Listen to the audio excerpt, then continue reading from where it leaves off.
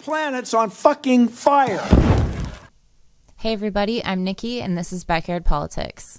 And I'm Maddie from Hysteria, which is kind of a sideshow from Backyard Politics, and I'm glad to be here today. That is one cool thing about this channel. We have Maddie that does Hysteria, which is mostly like history stuff. Nerd stuff, history. Yeah. Math is always in there. There's a little bit of math. Yeah. And then I cover like the most recent up-to-date stuff.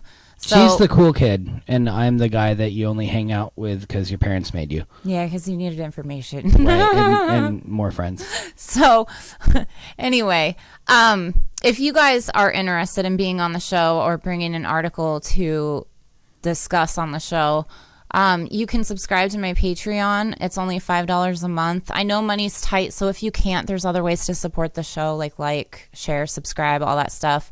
But if you can...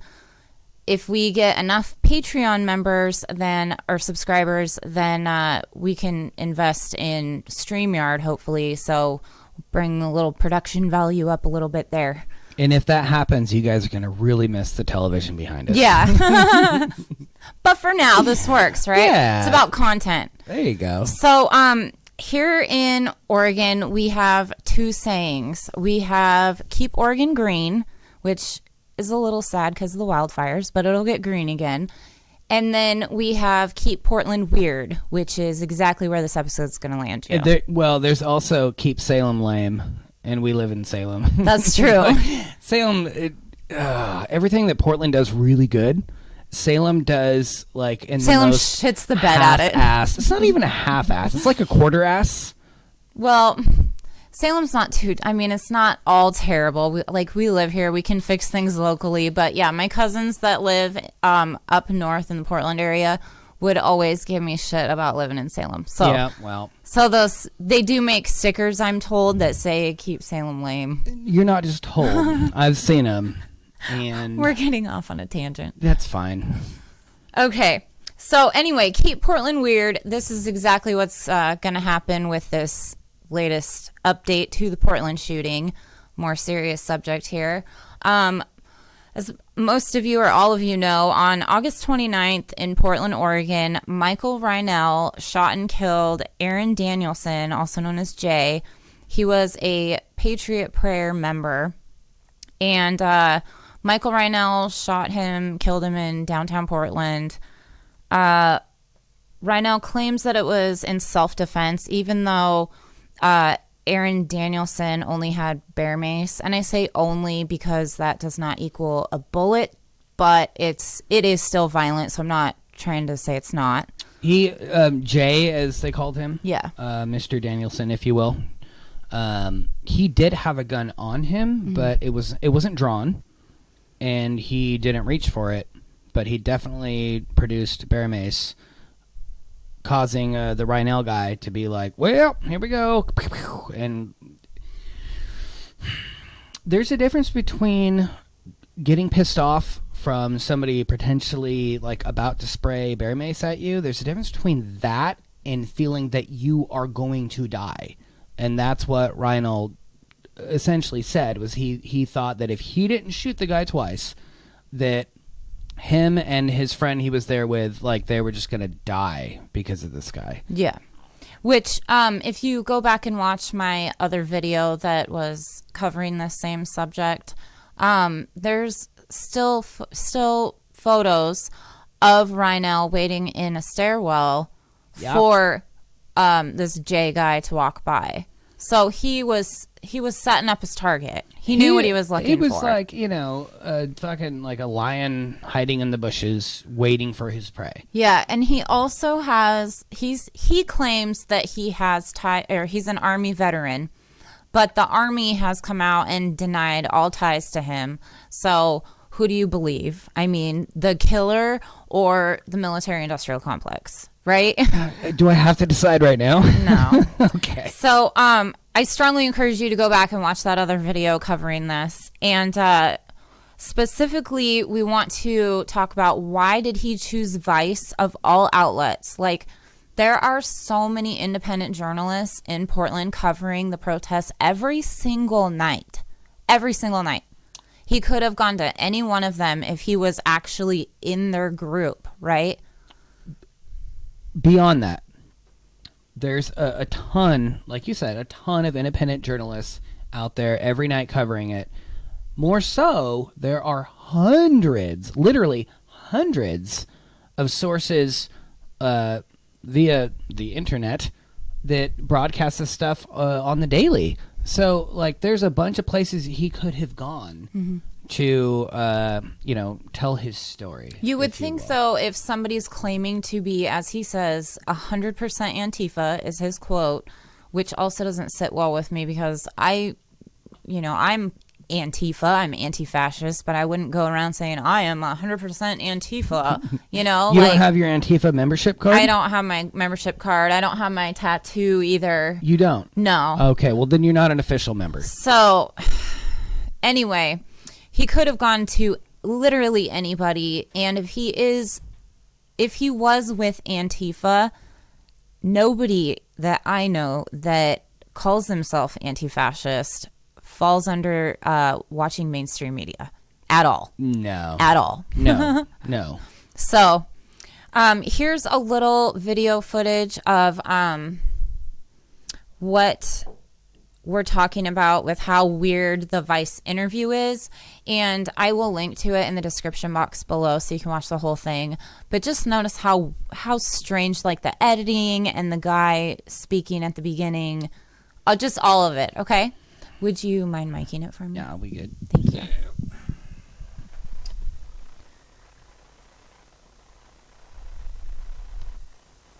Tonight. It was a free-for-all and the police were letting it happen. Had I not acted, I am confident that my friend and I'm sure I would have been killed because I wasn't going to stand there and let something happen. A protester linked to Saturday's shooting in Portland speaks to us about what happened that night. To be clear, he hasn't been arrested or charged. We didn't go looking for him, and we have no information on where he is now. He went to a freelance journalist, Donovan Farley, who brought it to us. We then sent a freelance filmmaker to tape the sit-down. Tess Owen has been covering extremism at Vice News, and she's here to help us get a handle on this. Tess, do we know anything about this? So then they put their own spin on it, and then they edit it so that it's not just the guy, raw footage of him speaking about what happened. It's cut up into little segments put in with a bunch of like violent looking clips with BLM protesters and cops. And I'll link to this in the description box below so you guys can watch the whole video and see for yourself what we're talking about. Oh, there's so many things I want to say. Yeah, go for it. So, why, like she just asked, why did he go to Vice? There are so many other news outlets. Like when we were kids growing up, there was like 3. Maybe 3.5 if you consider that Fox was just kind of starting at the time. But there were like 3 main ones. And then now, like with the internet and YouTube and everything else, there's tons of online sources for news. There's just so many options, but he chose specifically and only Vice. He chose Vice. So now we're going to get a little bit hysteria into this episode, if you don't mind. Yes. Who started Vice? Let me know. Here, let me get the pictures queued up so that... there's a lot of names, so we're trying to keep it straight for you guys to be able to follow the story. So... Give me McGinnis. Was that one? That'll work.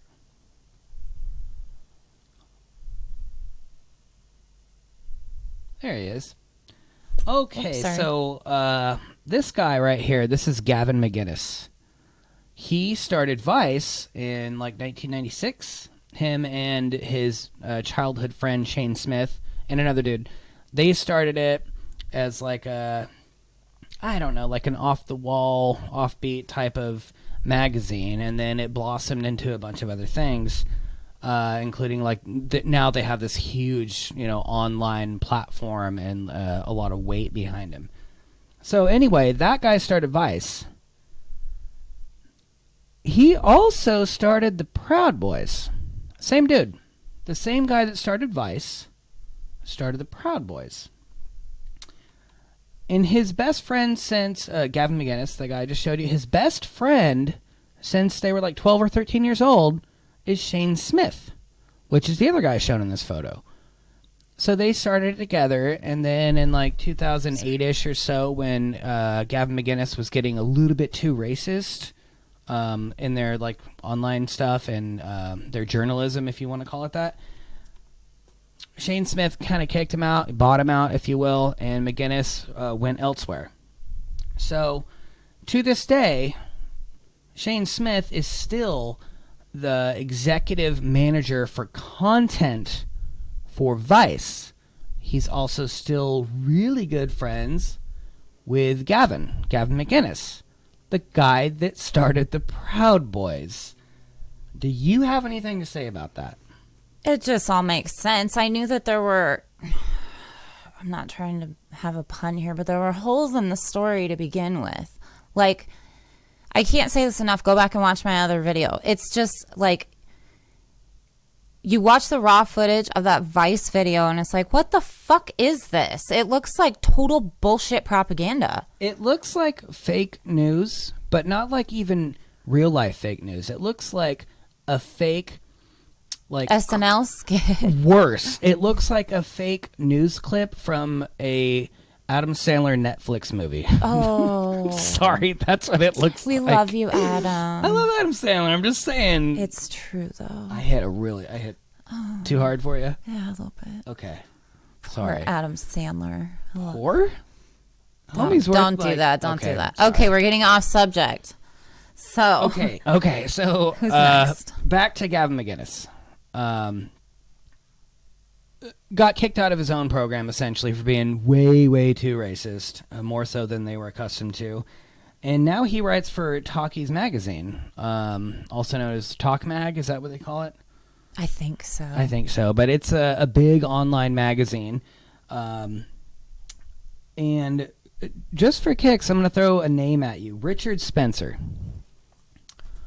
Hey, there he is. A lot of really racist, chauvinistic, terrible folk that are famous and or rich, or both, or whatever, a lot of them try to hide it a little bit. Like, even Donald Trump kind of tries to hide it. He's not very good at it, but they all make an attempt to try to hide it just a little bit. That's why they have dog whistles. Yeah, there you go. Richard Spencer, this guy, he does not try to hide it at all, much like Gavin McInnes. Openly chauvinistic, openly racist, hates Jews, hates the blacks, hates essentially anybody that's not white. So where I'm going with this, Richard Spencer, this guy, he was the managing editor at Talkies Magazine, who is a contributing writer for Talkies Magazine. Not Richard, sorry. So many names. Gavin McInnes, the guy that started Proud Boys, worked for this guy. A lot of names, a lot of different things, but like, we're trying to show how this is all connected. And it's kind of like the Epstein thing where you start pulling at one thread and it all starts unraveling. Like, we started working on... next thing you know, you don't have a blanket anymore. It's just a bunch of thread all over the Right. floor. We started working on this project like last night, and now it's almost 4:00 in the afternoon the next day. We didn't sleep so good. Well, it's just a lot of like... It's a lot of details. It's a lot of names. I mean, they're all intertwined with each other, so... And that's the thing with it, too. Like, this, what we're doing right now is not conspiracy theory talk. Conspiracy theory is where you throw out possibilities. Like, well, this guy might be connected to this chick because they both, went to the same school but 10 years apart. That's not what we're doing. We're actually showing physical connections and even employment connections within this circle that make up the Proud Boys, and in a loose way also connected to the similar ideology of the Proud Boys, or Patriot Prayer rather. Like they're all kind of fighting for the same shit, and yet they have loose connections. They're all Trump supporters, and like it's not even just a Trump supporter thing. This goes from the right all the way to the left and in between. And I'm not talking about leftists, like actual leftists. I'm talking about libs, like neo-libs. So Can I just go for it. A Richard Spencer quote real quick? Yeah. Just for context, to give you an idea who the guy is. When Trump got elected in 2016, it hurts to read this, but Richard Spencer said, "We're going to party like it's 1933." For all you history buffs out there, or anybody that went to school, do you know who came into power in 1933? Hitler. Yeah. And also from Richard Spencer, since that flows nicely into it. This is a tweet from Richard Spencer. I plan to vote for Biden and a straight Democratic ticket. It's not based on accelerationism or anything like that. The liberals are clearly more competent people. Which, I don't know that the last bit's very accurate. But the Democrats have nothing to offer except for a cop as the VP. And the demented asshole Biden has already promised to raise pensions for cops. Mm-hmm. So this is where it starts to hurt, because everybody wants to really want to be on the winning side of everything, right? That's why we all have our sports teams we love, and that's why we all have the musicians we love. Like, we all want to be a part of something that wins or is successful.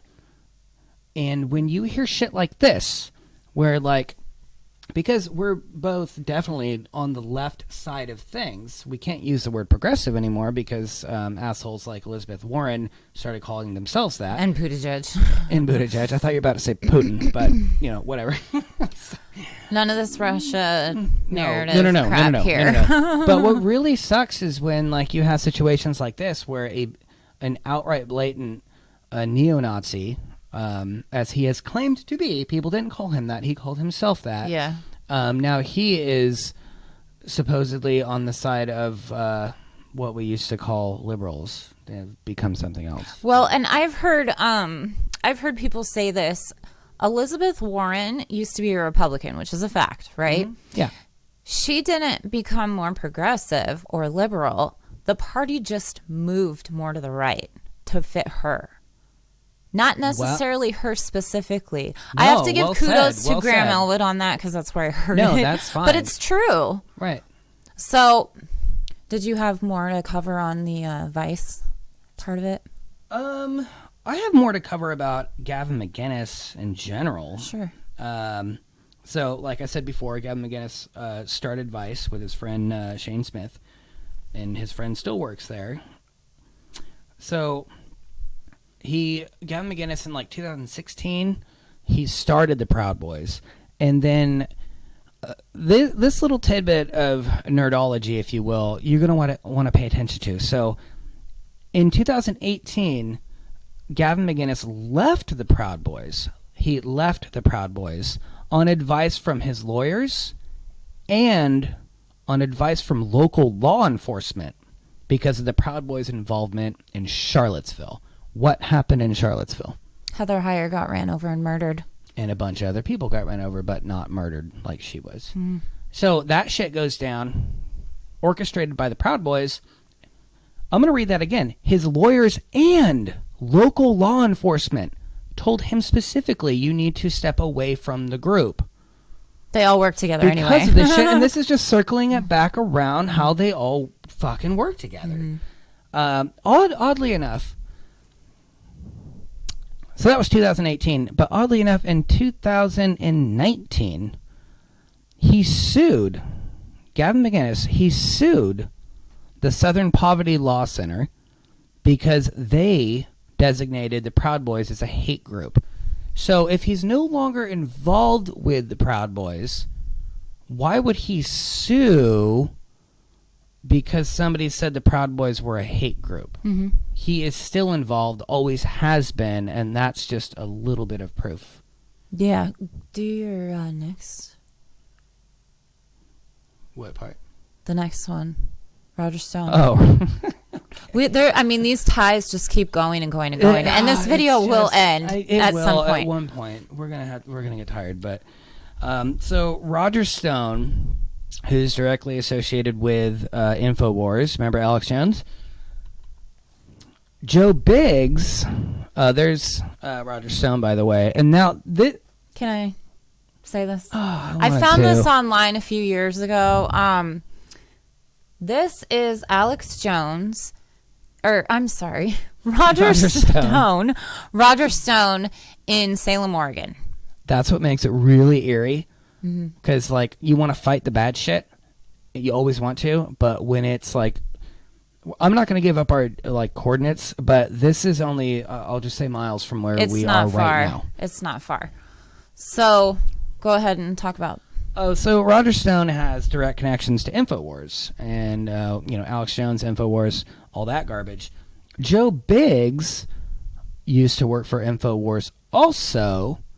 And the Proud Boys get together / barbecues. Their Trump rally. It was a Trump it's a rally. fucking Trump rally, fine. No, that's what they called it. But their rally they had up in Portland just the other day was organized by Joe Biggs. Are you putting this together? Because, like... Yeah. I know it's a lot of stuff, but, like, it's all connected. So we had Proud Boys in Portland. We had Patriot Prayer, I believe, in Portland. We had InfoWars in Portland. Right. Roger Stone has ties in Salem. And we also had, let me see. Vice. Well, yeah, Vice. And then we also had this, Enrique Tarrio, who is a chairman of the Proud Boys and friends with Roger Stone. He was one of the, I believe, event coordinators, but at least I know he was in Portland this last weekend, this last Saturday. So, Roger Stone has ties to, these two guys are actually from Florida or live in Florida right now. I mean, this shit keeps going.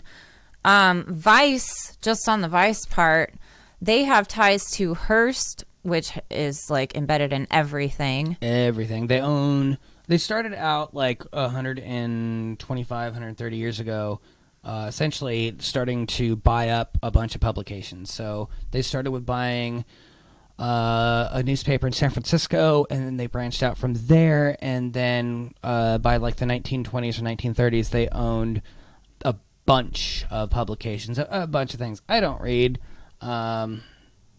You do too. Well, I don't read Reader's Digest, so. Oh, so Hearst, HBO, MTV, Disney, A&E, Silicon Valley, CNN. Vice also hired Obama's deputy chief of staff, Alyssa Mastromonaco, and Bloomberg's staff member, Josh Tirangel. Also, in 2009, they hired Governor Cuomo's PR team to clean up their image. And might I add, Governor Cuomo is a Democrat. But I thought those were the good guys. That's your resistance for ya. Oh, God. So we have more. There's more. I was hoping that was it. No, I know. Me too. So here is Enrique Tarrio with the Florida governor, Rick Scott, I believe his name is. I think so. Yeah. So this is how embedded this shit is, right? It'd be a lot easier to comprehend, or just to overall like wrap your mind around so that you could sleep better at night if there was just one like one side that was the bad guys and one side that was the good guys. That would make my life, your life, and your life a lot easier if it was just like like in Star Wars, like it was the Empire versus the Rebellion. It is, though. But it's not. No, it is. It's the fucking Empire versus the 99%. It's that they're pushing a civil war. I get what you're saying, but I'm trying to convey like how plainly laid out that was. And that's why fantasy and science fiction are so much fun. And that's not the way it is. Right now, we just have one empire that's making us feel like we're a part of one side of it or a part of the other side of it, when they're really just all against us. So yes, there are the rebels, which are us and many of you. I just want it more simplified, like Star Wars. I'm sorry. That's all. Couldn't we all wish for that? That's all. One I'm Darth saying. Vader, and we do have, a Darth Vader, no matter who's in the White House, and all these fucking stormtroopers are the cops. So there's your goddamn Star Wars. They're just trying to divide and conquer in the streets and make it a civil war, so we're distracted with that instead of general strikes, boycotting, protesting, actual fucking movement at a local level, all this stuff. I'm with you. 5 days after the killing of Aaron Danielson, the Patriot Prayer member, cops gunned down Rhinell, right? We've covered this in the last video that I will quit plugging now. But there was a witness who is a pastor who said that he did not try to shoot. No, in fact, the witness, who I believe lived in like the same apartment complex as him, the witness, the pastor dude, said no, like Reinhold, or Rhinell. He walked out with a cell phone and a gummy worm. Yeah, it says so right here, actually. Oh, it is? Yeah, according to Nate Dingus, which is the pastor's name, Rhinell was clutching his cell phone and eating a gummy worm as he walked outside to his car after his apartment. Well, in the cop's defense, anytime I see a gummy worm, immediately I think that son of a bitch is going to try to kill me. Especially the sour ones. Oh, Those are my deadly. God. Oh, yeah. Okay. Let's see here. So I'm glad you brought up the Star Wars thing because that fits nicely into what we're going to go into. I bring up Star Wars as often as possible, so thank you. But the whole empire versus the rest of us, that's actually what is happening. So if you take a look here, I mentioned Governor Cuomo is a Democrat, and so is our governor, Kate Brown. And here's a little clip of Trump talking about his arch enemy, Kate Brown. So would you mic this up real quick? Yeah, I got it. Thank you. The governor's gotten closer. Look what's going on out there. I will tell you. Kate Brown, the governor has gotten closer. I spoke to the governor 2 days ago. Good. They're arresting a lot of people. Good. Now, we sent in the U.S. Marshals for the killer, the man that killed the young man on the street. Just shot him. I mean, it was on television. Just cold-blooded killed him. He didn't like his hat, or he didn't like something, and it wasn't a Trump hat. Right, this peaceful... So she's doing a fine job, according to Trump, right? You know what she has done? She has let because of Enrique Tarrio and the Proud Boys, they all claim that they came to Portland so that it would give the authority for the Trumps to use tear gas against the protesters. It wasn't, and it worked. And he said goal achieved, and it did. It did. She declared a state of emergency in Oregon for the weekend, and she turned a bunch of regular, just beat walking cops into marshals. Yeah, she deputized a bunch of regular PPB officers so that now when a protester is arrested for fighting back or resisting arrest, it's a fucking federal offense. It's a federal offense to get arrested for protesting in Portland, fucking Oregon, and protesting is a First Amendment right. That is complete, undeniable manipulation of the law. Also, to top it off, a lot of these protesters have been forced to sign over their First Amendment rights and never show their faces at these Portland protests again. That's how the Constitution works. Yeah. I read it wrong the first 200 times I read it. Yeah. I'm such an idiot. I didn't read that part. So this is all political theater. It really is. There's nobody that's on our side. No. We're all for ourselves. So, let's see what else. Oh, the whole reason that all of this law and order bullshit is going on is because of the fucking elections too. I think that a few things. One, having Trump in office definitely helped a lot of more left-minded folks quit being so complacent. They started seeing the racism in their face. Even though it's always been happening, they started seeing it in their face more. They started realizing it more. But it also intensified the other end of the spectrum, which is the alt-right folk, the Proud Boys and Patriot Prayer guys and all those things. But with the election coming up so soon, you're starting to see things that would not make sense if you were to put them on a graph, as far as like what's normalcy. Like, I'm trying to think of something smarter to say than Kate Brown being a dipshit. Can you help me out? Ted Wheeler's a dipshit? Yeah, well, other than dipshit. She's a Republican. So our Democrats, our resistance, they're Republicans, like we said earlier in the video. Right. And the Republicans are more the alt-right leaning or complacently outright alt-right. Right. So, and the Democrats will piss on your back and tell you it's raining. Yeah, that's their job. Their job is to lose. So let us not forget that when was this? How many years ago? A couple years ago. There were PPB officers, 2019. All right. Not long ago. PPB officers were texting between themselves and Joey Gibson, another Proud Boy head. So that would be like, when you were a kid in school and like you would pass notes during class, but you were like with the other kids because neither one of you were like a figure of authority. This would be like the principal passing notes with the student in class. Yeah. So you basically giving the cheating test scores because they told these guys how to stay out of jail. And you've covered this many times before, but just to tell the folks that don't know, the police were sharing information with Joey Gibson in Patriot Prayer, which is alt-right extremist racist group. Yeah. Oh, it was Patriot Prayer. You're right. That shouldn't happen. That shouldn't happen in this country. That shouldn't happen anywhere. It's not just sickening, it's terrifying. And honestly, though, it's invigorating at the same time. It makes me want to fight even harder. It makes me want to protest even louder.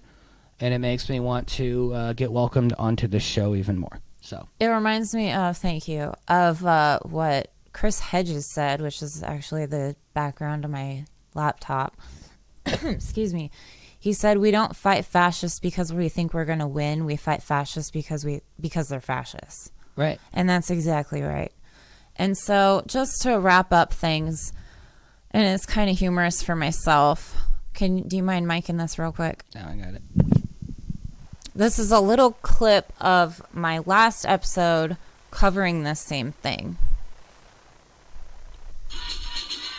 They want to paint a picture of Antifa having major involvement. A lot of people don't understand what Antifa represents. And if you just look at the basic definition of it, it's just anti-fascist. And I am 100% anti-fascist.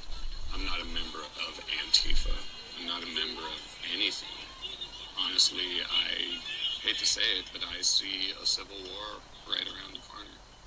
That shot felt like the beginning of a war. Yeah, which is why he fucking did it, because he's either a cop or he's CIA or he's something, and that doesn't make me crazy or a conspiracy theorist, which, by the way, if you don't know this, the term conspiracy theory was made up by the CIA when people were questioning the assassination of Kennedy. So I predicted the future there a little bit. Unfortunately, it seems Just like. a bit. So this is why you guys come to YouTube for your news. You all know that the mainstream media is total bullshit. We've proved it even further here. Please like this video, share everywhere you can, subscribe to the channel. Do you have any other things to say on the matter? No, I hope it all made sense. Like I said previously, it's this giant web of connections and interconnections, and how a lot of these a lot of these things that we don't want to think are related are related. Yeah. So don't think the Democrats are going to save you. Yeah. They are and have connections to the alt-right, and they have connections to Patriot Prayer and the Proud Boys and Epstein and Vice and mainstream media, and oh my God, my head's gonna fucking the military explode. Industrial complex. Stop it! I can't take anymore. So where's our Medicare for all? I don't have much more to say other than I'm glad if we helped you guys connect the dots between just all the mess of bullshit that we're living in this country. So if you guys enjoyed this, and also to help support a small indie media channel, please share this out on all of your on all your social media. I need to get to 1,000 subscribers on YouTube so that I can stream from the ground, like at protests in Portland. I've been to one there, and in Salem. We've always got stuff going on. So please help support my channel any way you can. I also have that Patreon channel if you're interested. It's patreon.com/backyardpolitics. And until next time, Medicare be with you. Medicare be with you.